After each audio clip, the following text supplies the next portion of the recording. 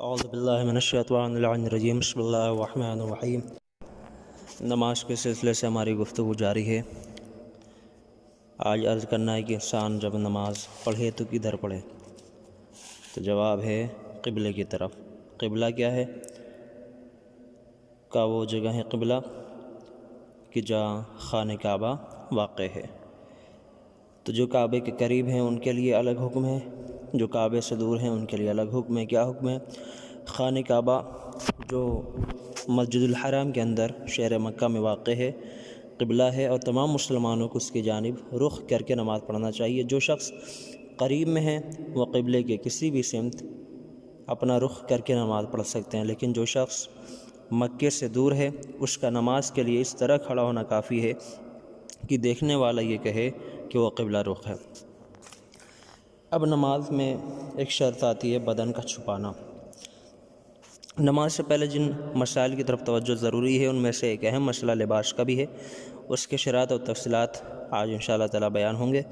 سب سے پہلی شرط، مردوں کے لیے دونوں شرمگاہوں کا چھپانا واجب ہے، لیکن بہتر ہے کہ ناک سے گھٹنے تک چھپایا جائے، لیکن پورے بدن شرمگاہ کا دونوں طرف آگے اور پیچھے کا چھپانا واجب ہے، لیکن بہتر یہ ہے کہ ناف سے گھٹنے تک چھپایا جائے۔ فقط شرمگاہ کو ہی نہ چھپایا جائے، لیکن بہتر یہ ہے کہ ناف سے گھٹنے تک چھپایا جائے۔ نمبر 2، دوسری شرط، خواتین پورے بدن کو چھپائیں سوائے ہاتھ کے پنجے، ٹخنے تک پیر اور اتنا چہرہ جو وضو میں دھونا واجب ہے۔ یہ جو تین چیزیں پیش کی گئیں، ہاتھ کے پنجے، ٹخنے تک پیر اور اتنا چہرہ جو وضو میں دھونا واجب ہے، یہ عورتوں کے لیے تین چیزیں مستثنیٰ ہیں، لیکن اگر انہیں بھی چھپا لیں تو زیادہ بہتر ہے۔ اگر انہیں بھی چھپا لیا جائے، آیت اللہ العظمہ آغا سید علی حسین سلطانی صاحب فرماتے ہیں کہ احتیاط مستحب یہ ہے کہ پیروں کے تلوے کو بھی چھپایا جائے۔ تو یہ بدن کی بات رہی کہ بدن میں کیا چھپانا چاہیے۔ اب لباس کی شرط، نمازی کے لباس میں بھی چند شرائط کا ہونا لازم ہے۔ نمبر 1، پاک ہونا چاہیے، یعنی نجیس نہ ہو۔ مباح ہونا چاہیے لباس، غصبی نہ ہو۔ مردار کے اجزاء کا نہ ہو، مثلا اس حیوان کی کھال کا نہ ہو جس کو شرعی طریقے پر ذبح نہ کیا گیا ہو۔ یہاں تک کہ بیلٹ اور ٹوپی وغیرہ بھی مردار کے اجزاء کا نہیں ہونا چاہیے، کہ جس حیوان کو شرعی طور پہ حلال نہ کیا گیا اس کا نہیں ہونا چاہیے۔ حرام گوشت حیوان کی کھال کا نہیں ہونا چاہیے۔ جس جانوروں کا گوشت کھانا حرام ہے ان کی کھال کا بھی لباس کی کوئی اور چیز نہیں ہونی چاہیے۔ اور نمازی اگر مرد ہے تو اس کا لباس خالص ریشمی نہیں ہونا چاہیے، یا سونے کا بنا ہوا نہیں ہونا چاہیے، سونے کی بنائی والا نہ ہو۔ ان شرائط سے متعلق بعض تفصیلات بیان کیے جا رہے ہیں۔ توجہ رہے کہ لباس کے ساتھ ساتھ نمازی کا بدن بھی پاک ہونا ضروری ہے۔ ان مواقع پر نجس لباس یا بدن میں نجاست اگر ہو تو نماز باطل ہے۔ جان بوجھ کر نجس بدن یا لباس میں نماز پڑھنے، یعنی اسے معلوم ہے کہ اس کا لباس یا بدن نجس ہے تو اس کی نماز باطل ہوگی۔ یعنی اب ان جگہوں کو بیان کیا جا رہا ہے کہ جن جگہوں پر لباس یا بدن نجس ہو تو نماز باطل ہوگی۔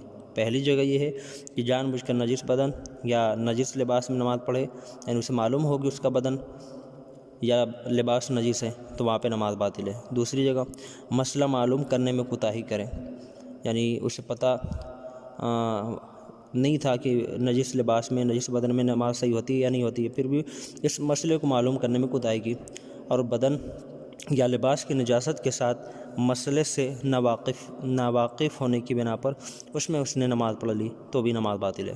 نمبر 3، اسے معلوم تھا کہ اس کا بدن یا لباس نجس ہے لیکن نماز کے وقت بھول گیا، اس کی نماز باطل ہے۔ چند موقع ایسے ہیں کہ جہاں پہ بدن یا لباس میں نماز صحیح ہے۔ نمبر 1، جہاں پہ یہ معلوم نہ ہو کہ اس کا بدن یا لباس نجس ہے اور نماز کے بعد معلوم ہی نہیں تھا کہ اس کا بدن یا لباس نجس ہے، نماز پڑھ لی، نماز کے بعد معلوم ہوا۔ نمبر 2، اب یہ وہ جگہیں بتائی جا رہی ہیں کہ جہاں پہ لباس یا بدن نجس تو تھا اور اس نماز پڑھ لی، نماز صحیح ہے۔ وہ کون سی جگہ ہیں؟ پہلی جگہ یہ ہے کہ جہاں بدن یا لباس نجس تھا اور اسے معلوم نہیں تھا، نماز کے بعد معلوم ہوا تو نماز صحیح ہے۔ نمبر 2، کسی زخم کی وجہ سے جو اس کے بدن پر ہے اس کا بدن یا لباس نجس ہو گیا ہو اور اس کو دھونا بہت دشوار ہو یا اس کا بدلنا بہت دشوار ہو، تو اس حالت میں بھی اگر نماز پڑھ لی ہے نجس بدن یا نجس لباس کے ساتھ میں تو نماز صحیح ہے۔ کون سی دوسری چیز ہے کہ اگر کسی زخم کی وجہ سے جو اس کے بدن پر ہے اس کا بدن یا لباس نجس ہو جائے زخم کی وجہ سے، اور اس لباس کو دھونا یا زخم کو دھونا یا اس لباس کا بدلنا بہت زیادہ مشکل ہو اس کے لیے، اور نماز اسی میں اس نے پڑھ لی ہے تو اس کی نماز صحیح ہے۔ بدن یا لباس پر خون لگا ہو لیکن وہ خون انگوٹھے کے ایک پور سے کم ہو تو نماز صحیح ہے۔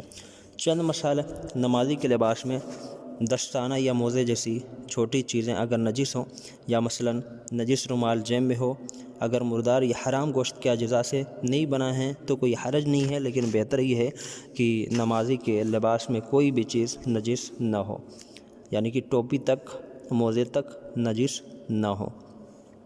دوسرا مسئلہ عبا، سفید لباس، پاک اور صاف ستھرے، خوشبو لگا کر اور عقیق کی انگوٹھی پہننا، یہ تمام چیزیں نماز کے اندر مستحب ہیں۔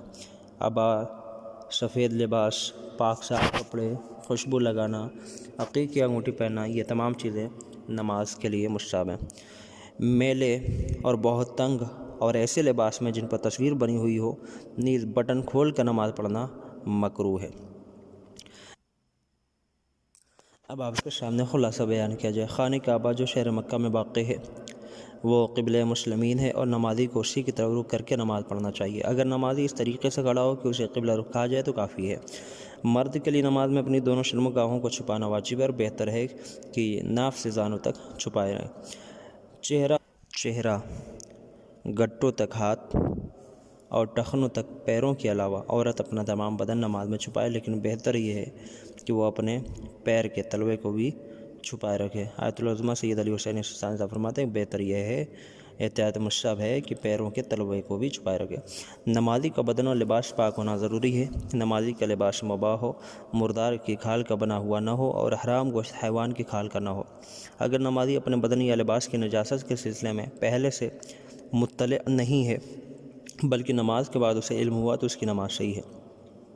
اگر نمازی اپنے بدن یا لباس کی نجاست کے بارے میں پہلے سے علم رکھتا تھا لیکن نماز کے وقت بھول گیا تو اس کی نماز باطل ہے۔ اب تھوڑی سی گفتگو ہو جائے نماز کی جگہ، نماز کے مکان کے سلسلے سے۔ نماز کی جگہ کی شرطیں کیا ہیں، یعنی جس جگہ ہمیں کھڑے ہو کر نماز پڑھنی ہے اس کی شرط کیا ہے؟ نمبر 1 مباح ہو۔ دوسری شرط متحرک نہ ہو، جیسے چلتی ہوئی گاڑی وغیرہ کی جس میں حرکت رہتی ہے۔ متحرک نہ ہو، جگہ جہاں پہ ہمیں نماز پڑھنی ہے وہ جگہ متحرک حرکت والی نہیں ہونی چاہیے۔ جگہ تنگ نہ ہو، یعنی اس کی چھت بہت نیچی نہ ہو کیا انسان آسانی سے قیام و رکوع و سجود انجام نہ دے سکے، ایسا نہیں ہونا چاہیے۔ تیسری شرط سجدہ پیشانی رکھنے کی جگہ پاک ہو، سجدے کی جگہ یعنی پیشانی رکھنے کی جگہ پاک ہو۔ اور پانچویں شرط کی نماز کی جگہ اگر نجس ہے تو اتنی گیلی نہ ہو کہ اس کی ترین نمازی کے بدن یا لباس تک پہنچ جائے۔